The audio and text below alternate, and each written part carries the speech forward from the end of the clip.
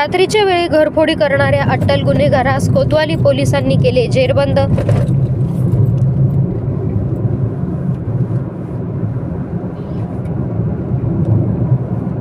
मिळालेल्या बातमीनुसार घटनेतील आरोपी हा MIDC येथे त्याच्या राहत्या घरी आला आहे अशी माहिती पोलिसांना मिळाली। त्यानुसार प्रताप दराडे यांच्या आदेशाने गुन्हे शोध पथकानं गजानन कॉलनी, साईरथ नगर, वडगाव गुप्ता, MIDC अहमदनगर येथे जाऊन पथकाने मोठ्या शिताफीनं त्याला पकडले आहे।